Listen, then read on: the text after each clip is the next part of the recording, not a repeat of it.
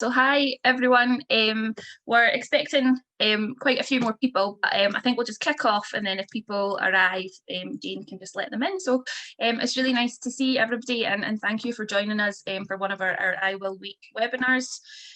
So today's webinar is about the contributions that young people have been making through their volunteering and social action within hospital settings during kind of the COVID-19 pandemic.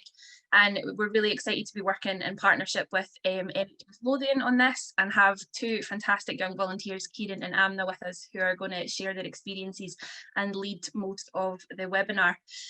But just to kick off, I'm going to share my screen really quickly and just do a little bit of a background to I Will. So a few housekeeping rules as well, just to kind of kick us off. If you can stay on mute when we're in the kind of main room, that would be fantastic. It just helps with any background noise or interference. We are also recording this session, so if anybody feels more comfortable turning their videos off and using the chat function, that's absolutely okay as well. And we will be using breakout rooms at one point as well, so just a kind of heads up that we will be going into breakout rooms with each of the volunteers so that you can hear from them and hear their experiences in a bit more detail. So a little bit about I Will, since it's I Will Week. I Will is a kind of national UK campaign that was started in 2013 by His Royal Highness Prince Charles, and has been led at a UK level by the charity Step Up to Serve. And the aim of the campaign was to increase the opportunities for young people to take part in youth social action and volunteering. And what we mean by youth social action is any activity that young people take that makes a difference to either themselves as individuals, their communities, their kind of wider society, or the environment. So it can be things like befriending, volunteering, activism, campaigning, fundraising, whole heap of kind of different activities. So it's a really broad terminology that we kind of use as an umbrella term. On the screen, you can see a kind of few of the highlights that have happened since the campaign started, and especially when it came to Scotland in 2015, and Youth Link Scotland, Young Scot and Education Scotland became the strategic leads. And I've just realised I'm not actually properly presenting my slides. I'm sorry about that. I will properly put them on now. So yeah.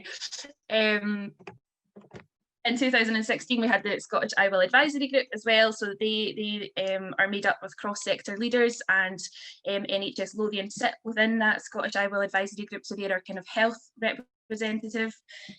The campaign is a cross-sector campaign, so we work across all sectors of society to try and build a kind of a culture shift and a movement away from kind of volunteering and social action being mainly within the voluntary sector or the youth work sector. So we really want to work with formal education partners such as schools, businesses and corporate organisations, environmental organisations, and health and social care organisations as well. Part of the movement as well is our I Will ambassadors. So we have 30 I Will ambassadors across Scotland, who are young people that have been nominated as kind of young kind of ambassadors who are championing the power of youth, and who have been taking social action and volunteering within their communities or within wider society. And they've got involved for a huge amount of different reasons. Some have been involved with volunteering through sport, some are volunteering through health, some campaign for lots of different causes and issues, and some are involved through fundraising or activism. And the I Will ambassadors have been at the heart of shaping our new strategic plan, which launched yesterday. So we, for the first time in Scotland, have our new strategic plan. So we have always aligned with the UK strategic plan, and we still will continue with the kind of UK links and connections and be part of a wider network. But for the first time ever, we're really excited that we've got a localised, more devolved context to be operating in. And our strategic plan, you can see there, has a vision for a culture in Scotland where participation in youth social action and volunteering is inclusive and accessible for all young people, regardless of their personal situations or background. And these are just a kind of an overview of the 3 outcomes that we are looking to achieve, and these were all shaped by our I Will ambassadors, and the entire strategic plan was shaped by the I Will ambassadors. So we really kind of are hoping to make a difference in the number and the quality of formal and informal volunteering and social action that young people can participate in, and with a specific focus on low income and ethnic minority backgrounds as well. So that's the kind of focus that we are looking at too. So that's a little bit about the kind of future of I Will and where we're at. And obviously this week is I Will week, so we have a whole week every year dedicated to celebrating the power of youth and celebrating the contributions that young people are making across society. And more than ever this year, young people have been often getting quite negative press and have been getting scapegoated for a lot of the kind of COVID rise in cases. So the media hasn't really been portraying young people in a positive light, but actually we know that young people have been making really amazing, valuable contributions to society and to especially to the pandemic. So that is why we wanted to kind of put on this webinars today, is to share some of those experiences and inspire organisations to think about how they can increase their volunteering opportunities in the future and increase their social action opportunities in the future as well. So I'm going to stop now, and Jane is going to share a little bit of a video that's just from two of the young people that we work with through I Will, that kind of shines a light on the future of I Will and the direction that we're going in next.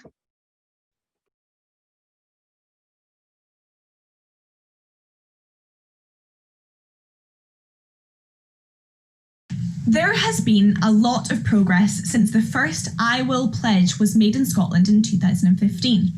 By championing the power of youth, the I Will campaign in Scotland has built on the legacy of the Year of Young People 2018, encouraging organisations to continue to grow and develop the opportunities they make available for young volunteers like me to take action, influence change and make a difference. We in Scotland are more engaged democratically and environmentally than ever before. Compared to adults, almost double the amount of young people participate in a volunteering role. That's why the Scottish I Will Advisory Board is committed to growing and developing I Will in Scotland as an inclusive collaborative, to ensure we have the opportunities, support and infrastructure to allow us to make the positive difference we want to see in our world. In the midst of the COVID-19 pandemic, that work is never more needed. By building on the achievements of the campaign so far, the Advisory Board will continue to be led by the core vision of championing the volunteering and social action that we're taking in our communities.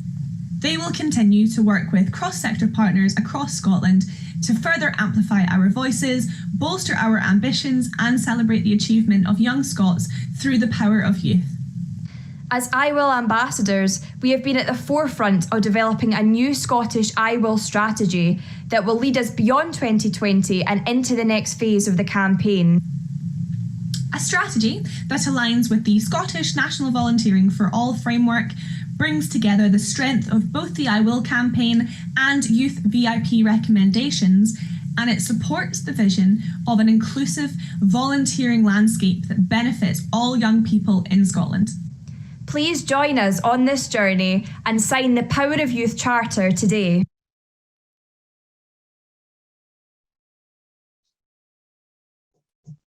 Perfect. Thank you so much, Jane. And I can speak a little bit about the Power of Youth Charter at the end of this session as well. But for now, I'm going to pass over to Kieran and Amna, two volunteers with NHS Lothian, who are going to take it from here. Thank you so much. I'm just going to quickly load my slides. So let's see if my rehearsal is going to go as well as first hoped. Can you see my screen? Does it look like slides? I can't see anything now. It looks, it's like a black background with like lots of colours. Is that meant to be? No, let's try again. There we go. That should be it. Yeah. Fab. Okie dokie. So my name's Kieran. I kind of am a volunteer with NHS Lothian.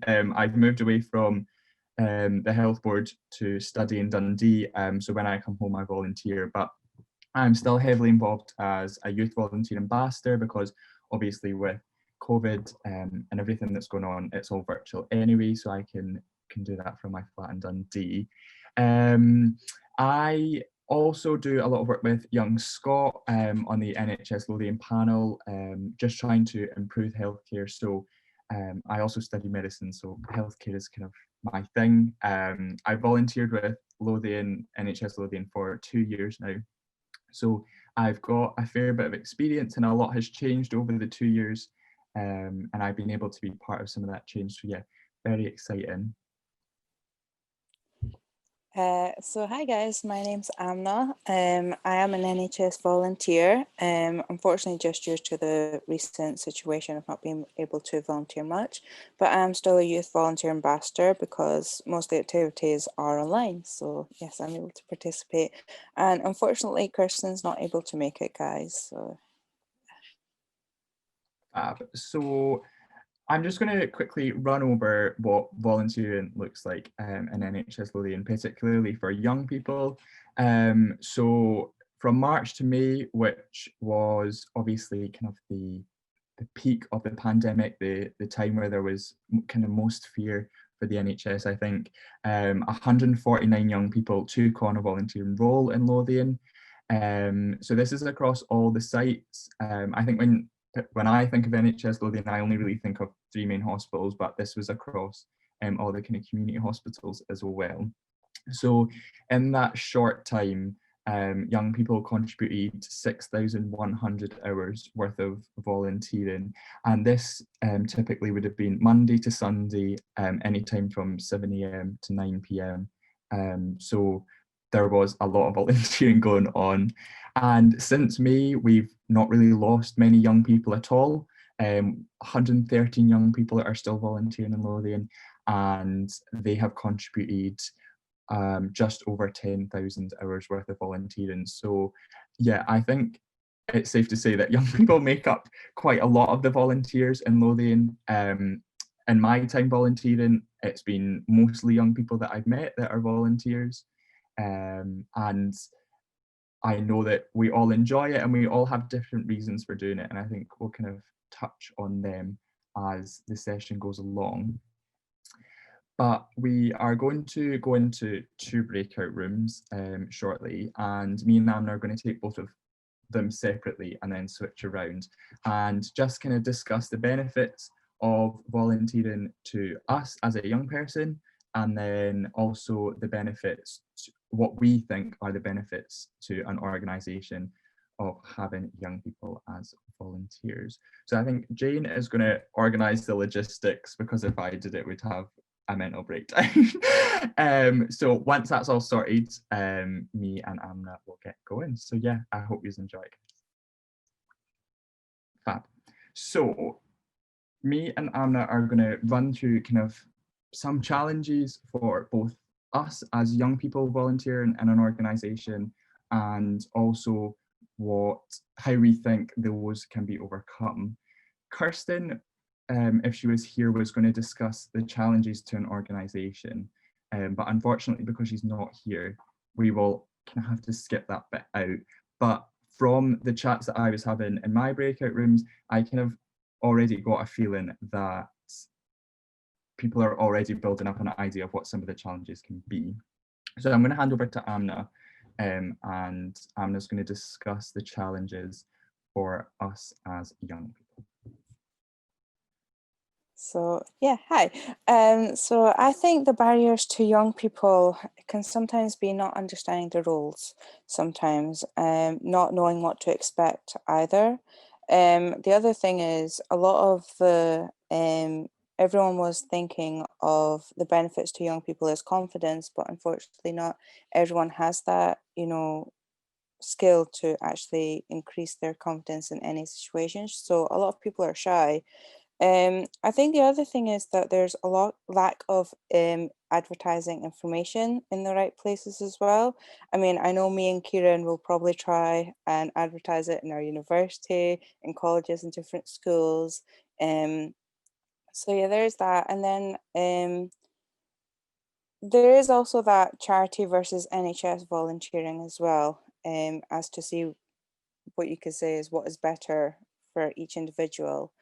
And also, I think sometimes, obviously, because of the news on the television, just sometimes of the media impression of the NHS, it might not, like, for saying there's so much pressure, it might just put someone off from doing any volunteering or gaining experience for that.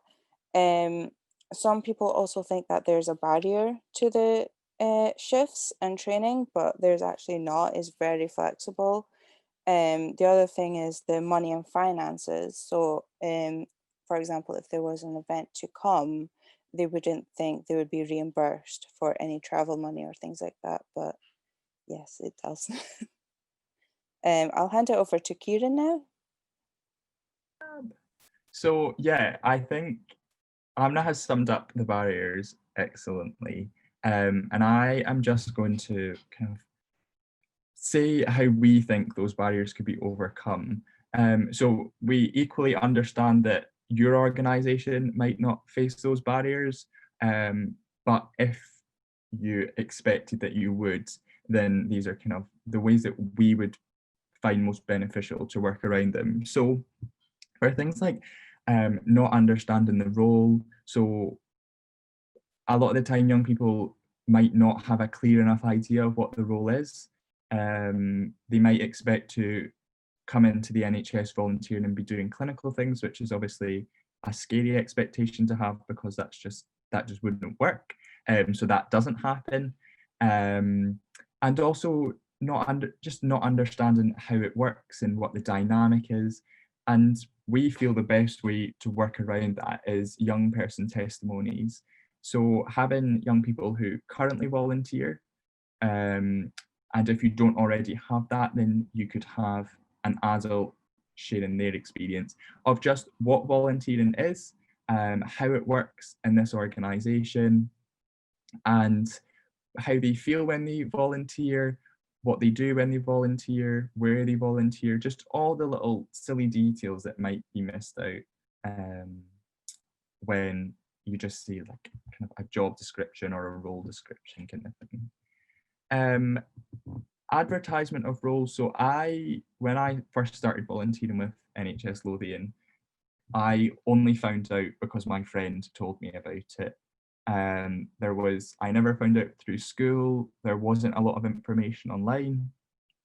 And that means that before COVID, a lot of young people probably weren't involved in this. They gained a lot of young volunteers because of COVID, because there was so much media attention that the NHS needed volunteers and there was an outcry.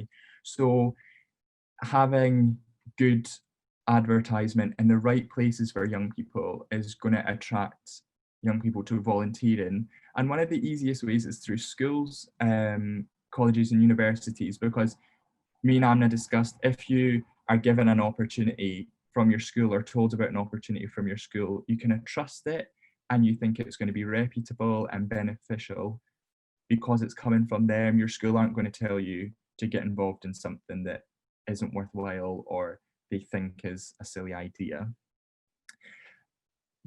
Prior to me getting involved with Young Scot, I responded to an advertisement on Facebook, which obviously brings a cost to your organisation, and it's totally understandable if that is not a viable option. But with Facebook advertisement, you can narrow it down to age groups and locations so that the advertisement is really targeted. And almost all young people are on social media. So it's just such an easy way to get to young people, again, quite targeted. Selling what volunteers do is something that me, Anna and Kirsten want to keep pushing and keep trying to do, because like we've discussed earlier on, young people can attract a lot of bad media attention. I'm in university halls and obviously there was a lot of press, loads of cases in halls, which there was, it's not false, but it kind of tarred all young people and all university students as people who just get super drunk and are spreading COVID everywhere, when in fact a lot of us gave up, the whole of lockdown to volunteer, be that in the NHS, be that with food trains, befriending services. So it kind of missed out that yeah, there are some people not acting amazingly, but equally young people have given so much this year, and we've also faced our own challenges, from exam results to stressing about applications for apprenticeships and jobs and universities. So yeah, just screaming about how amazing volunteering is when you're a young person, and the benefits for it come a long way with getting people involved.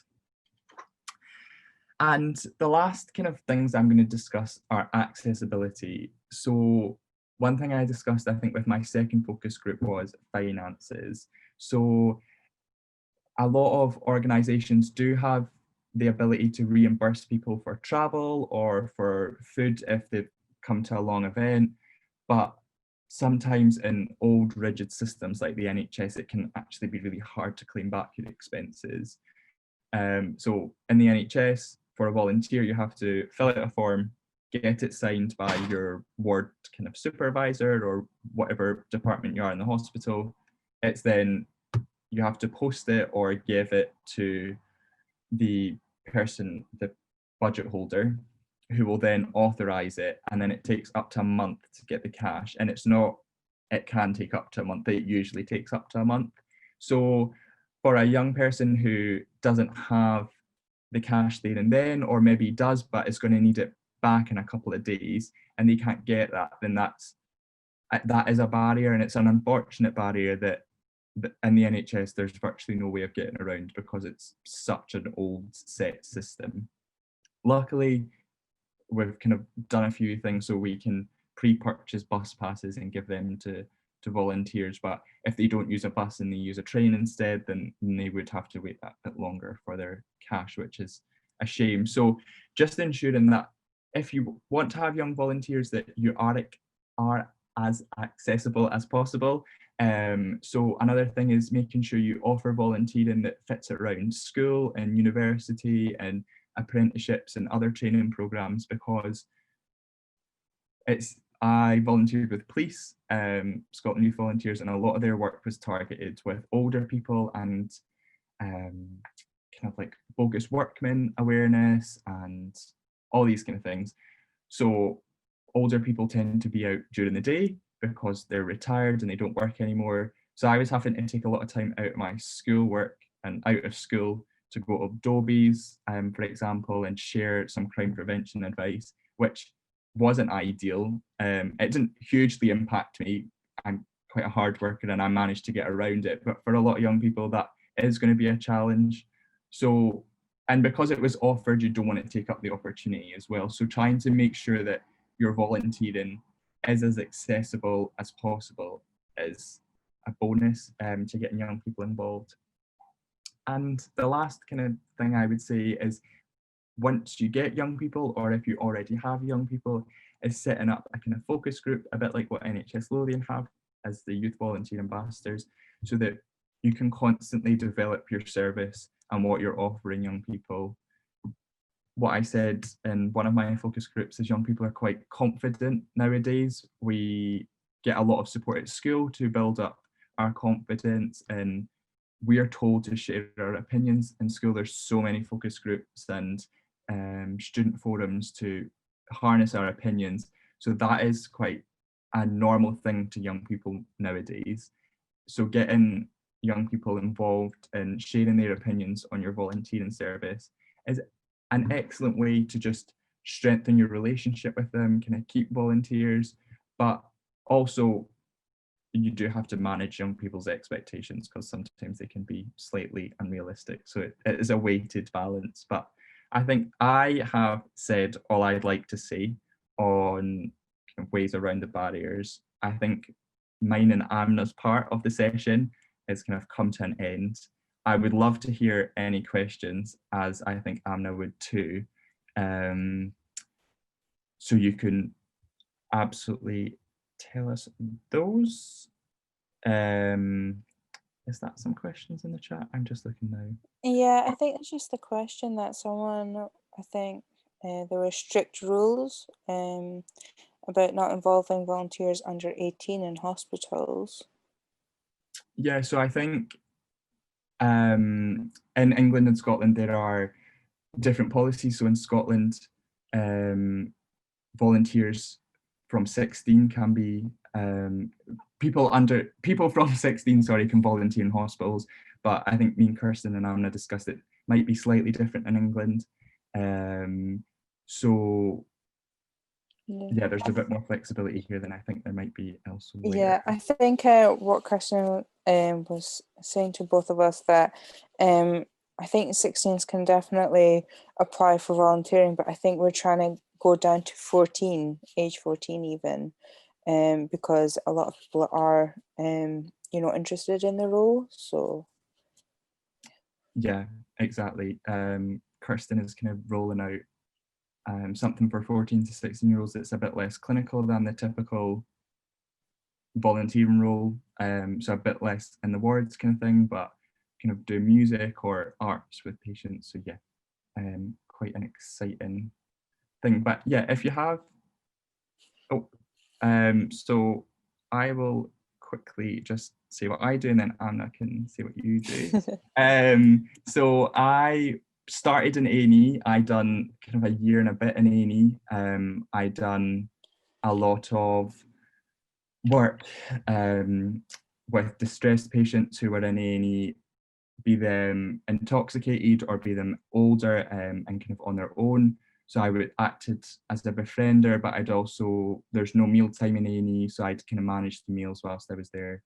And then when COVID came along, I moved up to a ward and again acted as a befriender, kind of mealtime helper.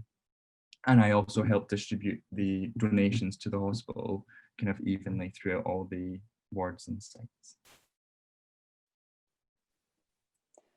Okay, so yeah, I did start volunteering, but I think when I started, because the roles weren't quite clarified as they are now, for me, I was just doing tasks like all over the hospital. Like if I had to be taken over to a different ward, I would do just small tasks like that. After that, I was put into a ward where the patient just had a stroke. So yeah, it's quite serious. At the same time, I was helping out distribute meals and things like that. But at the moment, I've not done any volunteering. It's just the youth volunteer ambassador tasks, that because it's virtual. So why not? Excellent. So I see that Amy has said, from your personal experience, what would be one thing that would make our volunteering experience better as a young person? I'd probably say the only bugbear that I have in NHS Lothian is the reimbursement policy. NHS Lothian are pretty amazing. The staff on the wards, I was worried that they wouldn't appreciate me or wouldn't value my role because I was a young person, but that wasn't the case. And a lot of the barriers that I expected to face volunteering in the NHS, I haven't really experienced. There is, and certainly my health board, there is a huge buy-in from staff. They loved me being there. They were so supportive, so kind, so caring. So basically, yeah, just trying to have as fluid a reimbursement policy for volunteers is kind of my only suggestion. I agree. I don't think I've honestly had a negative experience or anything like that with volunteering. I don't think anything could have improved. I think now, I mean, Kieran, you must agree that now a lot of things are a lot better and improved as well. So yeah. Yeah, when I started, the training was very dull and boring. So that's probably another thing, is just making sure that the training's as interactive and fun as possible, which luckily NHS Lothian done. Great, thanks guys.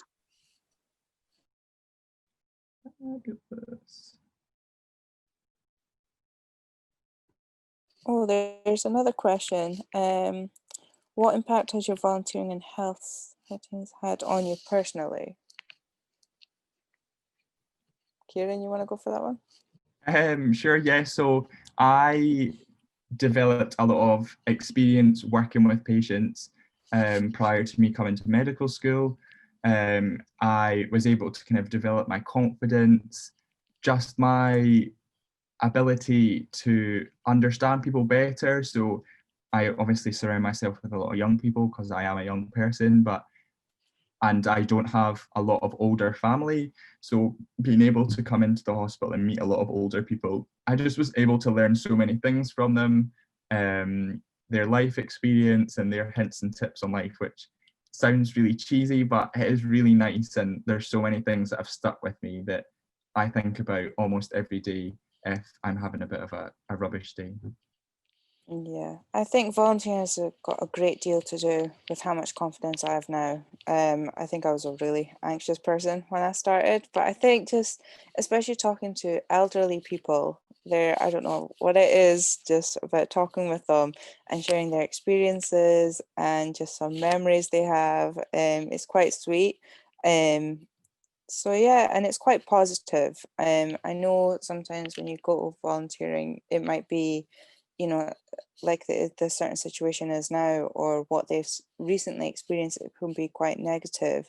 But I think with the help of volunteering, you can kind of, make them laugh sometimes and, have a good chat with them. So I think that was kind of one of the great reasons why I wanted to do volunteering, was just to have a bit of a chat at the same time. Yeah.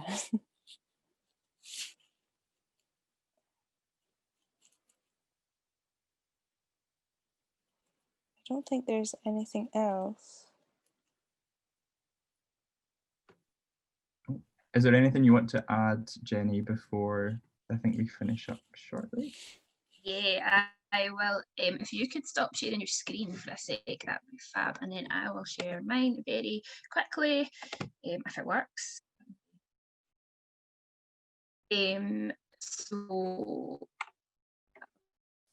why does this never work? You'd think by now I would be much more slick at getting presentations to work on Zoom, but it's all I've done for the past many months, but apparently not. So yeah, just quickly to finish up, as part of our new strategic plan, we have updated our kind of pledge model that we used to use as an I will kind of way for organisations to make a commitment to young people. So we have updated it, and it's now a Power of Youth Charter. And you can kind of see it on the screen now. So it follows the kind of the power model, and has kind of 5 different asks for organisations to think about in terms of volunteering and youth social action. And you can find out more about the Power Youth Charter on our website, and this is kind of some of the benefits that kind of come with signing the charter. And it's basically a little bit more, instead of the pledge system, which was kind of a one-off pledge, this is a little bit of more of a solid commitment and more accountability with it than the pledge model. So we're really asking people to really reflect and think about what specific actions they will take to deliver on the charter commitments, and then we'll review that on an annual basis. And young people will be involved in that, so the I Will ambassadors will be involved in kind of tracking organisations' development towards championing the power of youth. So we've already had a number of founding signatories to the charter, which is absolutely incredible, and a few from kind of healthcare settings as well. So NHS Lothian, Edinburgh Children's Hospital Charity and CHAS have all signed up for the charter already, so it'd be great to get some more health boards and health kind of charities on board as well. This is the Scottish specific charter, but there is also an English equivalent as well, so I think if anybody's joining us from wider UK today, then definitely kind of have a look at the English kind of version of this as well. And then that was all really from me. Just a massive thank you to Kieran and Amna for taking us through today's webinar, and appreciate that it's been a bit of a challenge for you guys because Kirsten unfortunately wasn't able to join you, but you've absolutely executed it brilliantly. So huge well done, and massive thank you for sharing your insights and your experiences with us all. And thank you to everyone else for joining as well. It's been really great to see you and celebrate and share a little bit of I Will Week with you all. And please kind of get involved in the rest of the week as well. There's plenty more social media stuff happening and events across the UK for the rest of the week. So have a wee look at those too. And we've finished bang on time, which is excellent as well. So yeah, that's all from me. If anybody has any kind of final questions or anything, feel free to kind of stick around and ask those. But also just, yeah, have a brilliant rest of the week, and thank you again. Thank you, Jenny. Thanks.